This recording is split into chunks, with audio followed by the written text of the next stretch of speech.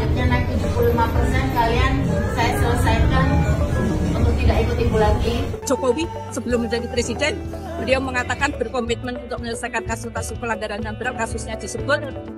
Ini adalah Trend of the Week Januari minggu ketiga tahun 2024.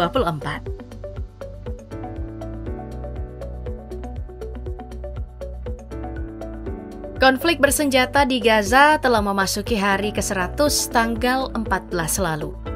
Serangan Israel tanpa henti di Gaza ini udah menewaskan hampir 24.000 orang, di mana sekitar 75% diantaranya adalah wanita, anak-anak, dan orang tua. Selain itu, sebagian besar penduduk Gaza yang berjumlah sekitar 2,3 juta jiwa juga terpaksa mengungsi karena tempat tinggal mereka hancur. Selama 100 hari ini, perbedaan perlakuan Hamas dan IDF terhadap sandera mereka sangat mencolok dan makin menyudutkan Israel. Bahkan beredar video saat anggota IDF memaksa untuk membuka brankas milik warga Israel. Wah, ini tentara atau perampok sih? Israel juga terbukti melanggar konvensi Den Haag sebab menggunakan amunisi berujung biru yang sebenarnya digunakan untuk melawan kendaraan lapis baja dan material lainnya. Padahal Hamas tidak memiliki kendaraan lapis baja. Makanya, senjata itu sebenarnya nggak boleh digunakan di Gaza. Hal ini pun menambah bukti kejahatan perang yang dilakukan oleh Israel. Tak kalah viral beredar video Benjamin Netanyahu yang mengatakan, di masa depan, negara Israel harus mengendalikan seluruh wilayah, mulai dari sungai hingga laut. Namun video ini segera dihapus oleh saluran berita Israel, I24 News. Karena itu pula Sekjen PBB Antonio Guterres kembali menyerukan untuk segera diberlakukannya gencatan senjata kemanusiaan. We need an immediate humanitarian ceasefire.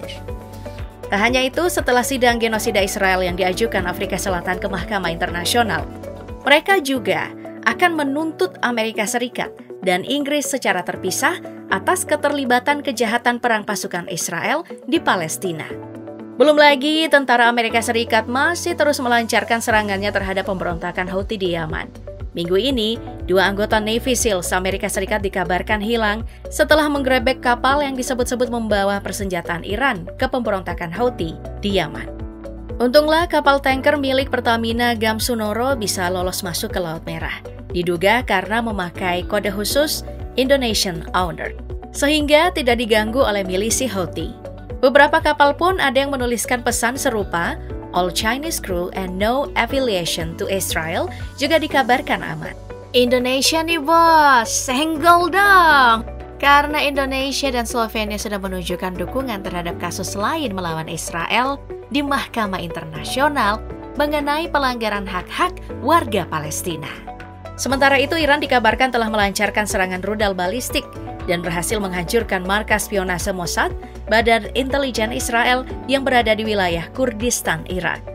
Serangan ini ditegaskan Iran sebagai bentuk respon dan balas dendam terhadap kematian Komandan Garda Revolusi Iran yang disebabkan oleh serangan Israel di Suriah pada bulan Desember 2023 lalu.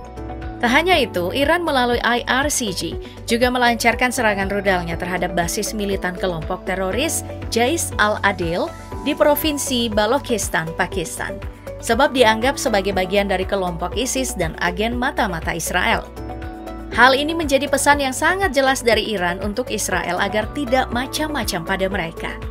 Nah, jauh di Ekuador sana yang tak kalah mengejutkan, ketika seluruh staf penjara Servicio Nacional de Atención Integral alias SNAI justru disandra napi yang tersebar di 7 penjara.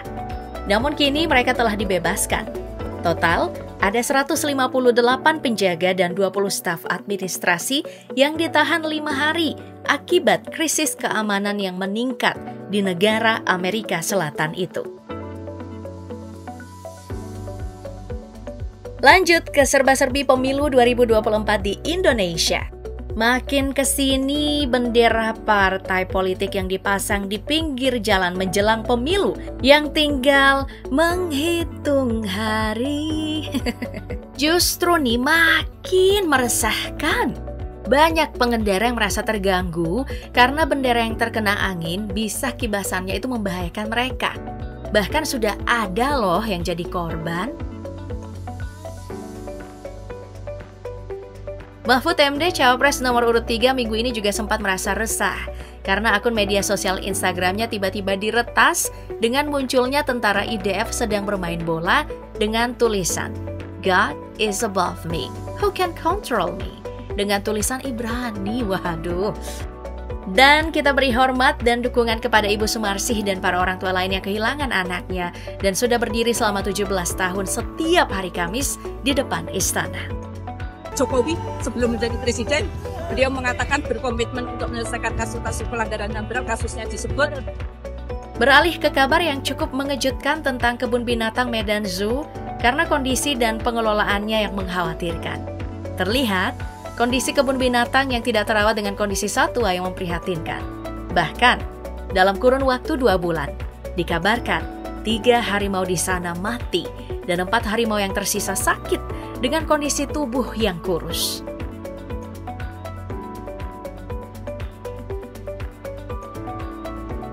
Sedangkan nih, bagi para akademisi, kabar mengejutkan datang dari Menteri Koordinator Bidang Pembangunan Manusia dan Kebudayaan, Muhadjir Effendi, yang mengungkapkan rencana pemerintah menyetop alokasi dana abadi APBN sebesar 20 triliun rupiah untuk Lembaga Pengelola Dana Pendidikan alias LPDP. Minggu ini pun kabar duka datang dari Kabupaten Flores Timur, Nusa Tenggara Timur. Gunung Lewotobi laki-laki sempat mengalami erupsi disertai awan panas guguran dengan jarak luncuran lebih kurang 2.000 meter dari kawah dan mengarah ke utara timur laut. Sementara Dinas Kebakaran dan Penanggulangan Bencana Kota Bandung, Jawa Barat mencatat puluhan rumah di Kelurahan Braga terendam banjir setinggi lebih dari 1 meter. Hal ini terjadi akibat meluapnya Sungai Cikapundung setelah hujan deras. Kita beralih ke segmen showbiz. Kemunculan kabar bahwa tarif pajak hiburan di daerah membuat berbagai kalangan yang memiliki bisnis di bidang industri menjadi geram. Mulai dari pengacara kondang Hotman Paris hingga Inul Daratista pun protes melalui akun media sosial mereka. Tarif pajak hiburan yang naik dari 25% menjadi 40% sampai 75% disebut-sebut bisa mematikan industri. Pajaknya naik 75%, kalian saya selesaikan untuk tidak ikut ibu lagi. Dan yang sempat ikut meresahkan adalah kemunculan potongan video yang menampilkan momen wawancara antara 3 influencer ternama yakni Raffi Ahmad, Najwa Shihab, dan Atta Halilintar yang sedang membahas platform judi online. Seakan mereka ini di-endorse oleh platform tersebut. Nah, nggak banyak yang menyadari nih kalau ternyata video itu adalah hasil manipulasi menggunakan kecerdasan buatan atau Artificial Intelligence alias AI. Tapi sebenarnya keanehan dari video ini bisa diidentifikasi dari ciri khas suara ketiganya sih. Apa tujuan dari Mas Raffi dan Mas Atta buka situs A777? Iya benar sekali, situs A777 memang setiap pemain di A777 sudah pasti akan WD. Next, kabar duka menyelimuti dunia olahraga Indonesia. Mantan atlet angkat besi Lisa Rumbewas meninggal dunia di RSUD Jayapura, Papua. Peraih 3 medali Olimpiade ini meninggal dunia karena sakit epilepsi yang telah dideritanya sejak bayi. Beralih ke dunia bola, mega bintang Argentina Lionel Messi kembali dinobatkan sebagai pesepak bola pria terbaik FIFA di London Hannes 2 bulan usai dirinya meraih Ballon d'Or 2023. Sementara Indonesia kalah dari Irak 1-3 dalam laga fase grup Piala Asia 2023 di Stadion Ahmed bin Ali, Qatar.